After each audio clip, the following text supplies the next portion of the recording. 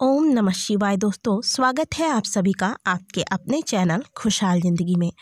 आज के वीडियो में हम बात करेंगे मकर संक्रांति के बारे में। यह बात तो हम सभी जानते हैं कि मकर संक्रांति का यह पर्व सूर्य भगवान को समर्पित होता है। जब सूर्य गोचर करते हुए धनु राशि से मकर राशि में प्रवेश कर जाते हैं, तब मनाया जाता है मकर संक्रांति का यह पावन त्योहार। हिंदू धर्म में इस पर्व को बहुत ही पावन और महत्वपूर्ण माना जाता है, क्योंकि इस दिन से सभी शुभ कार्यों पर लगी हुई रोक समाप्त हो जाती है। वहीं इस दिन स्नान और दान से पुण्य की प्राप्ति होती है। साल 2022 में 14 जनवरी को मनाया जाएगा मकर संक्रांति का यह त्यौहार। आज के वीडियो में हम आपको एक ऐसा उपाय बताएंगे जो कि शास्त्रों के बिल्कुल अनुकूल है, जिसका वर्णन शास्त्रों में किया गया है।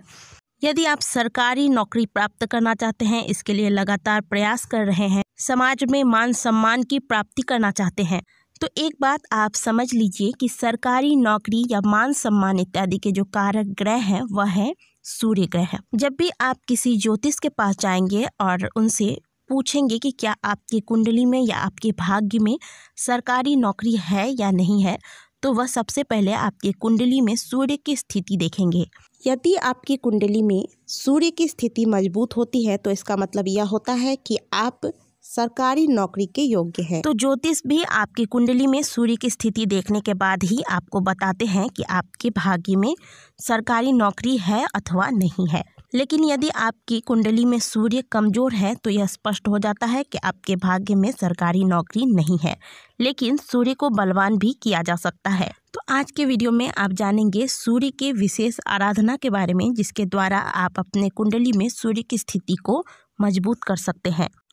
और शास्त्रों में भी ऐसा वर्णन आता है कि यदि कोई व्यक्ति प्रतिदिन सूर्य की आराधना नहीं कर पाता, क्योंकि सूर्य की आराधना का जो सही वक्त होता है वह जब सूर्य उदय हो रहा होता है, सूर्य की पहली किरण जब पृथ्वी पर पड़ती है, वह सबसे उचित समय माना जाता है सूर्य की आराधना के लिए। ऐसे में हर किसी के द्वारा संभव नहीं हो पाता प्रतिदिन सूर्य की आराधना सही समय पर कर पाना, या फिर अगर प्रतिदिन जल देते भी हैं सूर्य को, तो भी वह सही समय पर नहीं दे पाते।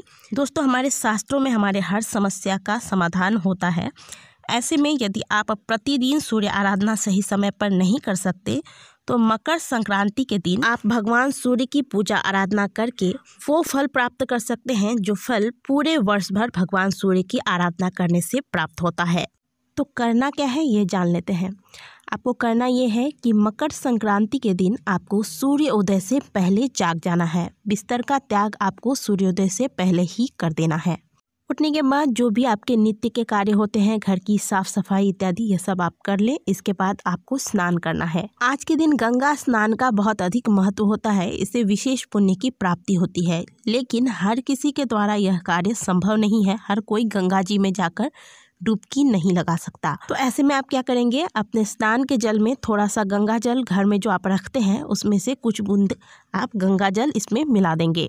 अब इस जल में आप कुछ दाने तिल के डाल दें। यहाँ आपको एक बात बता देते हैं कि विष्णु धर्म सूत्र में ऐसा वर्णन आता है कि मकर संक्रांति के दिन तिल के 6 प्रयोग अत्यंत ही पुण्य फलदायक होते हैं। साथ ही इससे पितरों की आत्मा को शांति मिलती है। ये 6 कर्म हैं: तिल जल से स्नान करना, तिल का उपटन लगाना, तिल जल अर्पण करना, तिल का दान करना, तिल की आहुति देना तथा तिल से बना भोजन ग्रहण करना।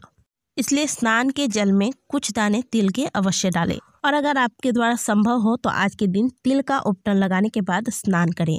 स्नान करते वक्त हर हर गंगे आप अवश्य बोलें, क्योंकि प्रत्येक व्यक्ति गंगा में डुबकी नहीं लगा सकता। लेकिन घर में ही अगर आप स्नान करते हैं तो गंगा मैया का स्मरण करते हुए, आप उनके नामों का जयकारा लगाते हुए आप ऐसी भावना करें कि आप गंगा जी में डुबकी लगा रहे हैं। इसके बाद आप स्नान कर लें। इससे भी आपको गंगा स्नान के समान ही पुण्य की प्राप्ति होगी। हम आपको अपने बहुत सारे वीडियो में पहले भी बता चुके हैं कि कोई भी खास तिथि में आपको कुछ न कुछ दान अपने सामर्थ्य अनुसार अवश्य ही निकाल के रखना चाहिए। तो आज के दिन जो लोग अक्सर दान करते रहते हैं वो भी, और जो लोग कभी दान नहीं करते वो भी, थोड़ा सा दान अपने सामर्थ्य अनुसार अवश्य करें। और जैसा कि आपको पता ही होगा कि दान में सबसे श्रेष्ठ दान होता है अन्नदान। दान में आप चिवड़ा, लाई, जो सूखे अनाज होते हैं जैसे कि चावल, काली उड़द की दाल, काला तिल इत्यादि का दान करें। इन चीज़ों के दान से शनि महाराज की भी कृपा की प्राप्ति होती है, जो कि अत्यंत ही आवश्यक है। विशेष दान में काले उड़द की दाल, काला तिल और काले कमल का दान अत्यंत ही शुभ परिणामदायक होता है। दोस्तों, दान करने का कोई भी अंत नहीं है। जितना आपका सामर्थ्य हो आप उतना ही दान करें। आप बहुत अधिक दान नहीं कर सकते तो आप जितना आपसे बन पड़े उतना ही दान करें, लेकिन करें जरूर। स्नान करने के तुरंत बाद आपको यह कार्य करना है। दान की सारी चीज़ें निकाल कर आप इसे अपने हाथों से स्पर्श करके, या जब भी आपके घर में पंडित जी आए, कोशिश करें कि आज के दिन ही जो दान आपने निकाल कर रखा है वो पंडित जी को पहुंचा दें, या फिर जब वो घर में आते हैं तो उन्हें दे दें। पंडित जी को दान देने के बाद आप उनका चरण छूकर उनका आशीर्वाद अवश्य लें। आज के दिन सूर्य नारायण भगवान की विशेष विधि से पूजा करने से बहुत ही सहजतापूर्वक उनकी कृपा की प्राप्ति हो जाती है। तो किस विशेष विधि से आपको पूजा करनी है यह भी जान लीजिए। स्नान के बाद आपने दान निकाल दिया, इसके बाद आप एक तांबे का लोटा ले लें, 1 लोटा जल भर लें। अब इसमें थोड़ा सा गंगा जल मिला दें। इसके बाद आप इस जल में थोड़ी सी लाल चंदन, जो लाल चंदन आती है लकड़ी वाली, उसे आप अच्छे से घिस लें और उसके बाद इस चंदन को जल में छिड़क दें। अगर लाल चंदन नहीं है तो आप रोली का भी इस्तेमाल कर सकते हैं। आप रोली पाउडर थोड़ा सा इसमें डाल दें। अब इस जल के लोटे में थोड़ा सा मीठा डाल दें। मीठे में आप गुड़ डाल सकते हैं या फिर थोड़े से शक्कर डाल सकते हैं। साथ ही इसमें आप कुछ दाने काले तिल के और कुछ दाने सफ़ेद अक्षत के डाल दें। अक्षत के दाने टूटे ना हो, इस बात का खास ध्यान रखें। आज के दिन एक लाल पुष्प की व्यवस्था अवश्य कर लें। यह लाल पुष्प आप इस जल के लोटे में डाल दें। अब इस जल के लोटे को लेकर आप अपने घर के उस स्थान पर पहुंच जाए जहां से आपको उगते हुए सूर्य के प्रत्यक्ष दर्शन हो जाते हैं। यह जल आपको अर्पित तब करना है जब सूर्य उदय हो रहा हो, यानी कि आपको उगते सूर्य को अर्घ देना है। और हर शहर में सूर्योदय का और सूर्य अस्त का अलग अलग समय होता है, तो आप अपने समय के अनुसार देख लें कि आपके शहर में कब सूर्योदय हो रहा है, उसी वक्त आप यह कार्य करें। तो यह जल आपको सूर्य देव को अर्पित कर देना है। जल अर्पित करने का नियम तो आप सभी को पता होगा कि यह जल जब आप अर्पित करते हैं तो आपका हाथ ऊपर की ओर हो, जिससे कि सूर्य की किरणें जल की धार से टकराकर आपकी ओर आए और ये जल की छींटे आपके पैरों पे ना पड़े, इस बात का सदैव ध्यान रखें। हो सके तो आप जिस स्थान पर जल अर्पित करते हैं वहां नीचे एक कोई पात्र रख लें और जब आप जल दे दें इसके बाद आप इस जल को उठाकर किसी गमले में डाल दें।